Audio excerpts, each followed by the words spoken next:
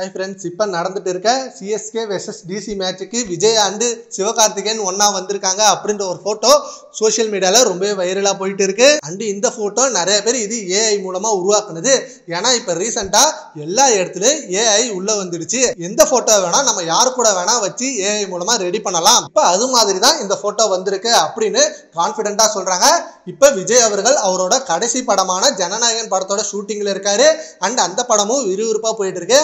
Already இந்த படம் தீபாவளிக்கு தான் ரிலீஸ் ஆகும் அப்படின்னு ரொம்பவே எதிர்பார்த்திருந்தாங்க. பட் இப்ப சில கால் ஷீட் இஷ்யூவால நெக்ஸ்ட் இயர் பொங்கலுக்கு ரிலீஸ் ஆக போகுது. 2026 சட்டமன்ற தேர்தலில் விஜய் அவர்கள் போட்டியிட போறாரு.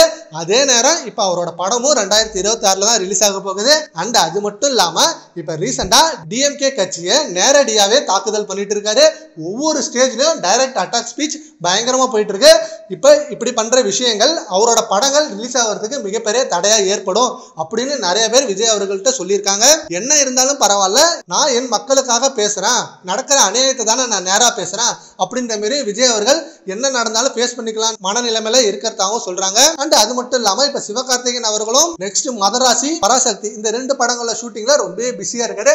அண்ட் இந்த 2 படங்களும் மிகப்பெரிய டைரக்டர்ஸ் கூட அண்ட் ஹை பட்ஜெட்ல செம்ம படமா உருவாக்கிட்டு இருக்கு. இவங்க 2 பேருமே இப்ப ஷூட்டிங்ல ரொம்ப பிஸியா இருக்க நேரத்துல இவங்க சிஎஸ்கே மேட்சுக்கு வந்திருப்பாங்களான்றது மிகப்பெரிய டவுட் தான். சரி, ஓகே ஃப்ரெண்ட்ஸ், இந்த போட்டோவை பத்தி உங்க ஒப்பீனியனை நம்ம கமெண்ட் பாக்ஸ்ல கமெண்ட் பண்ணுங்க. Thank you friends.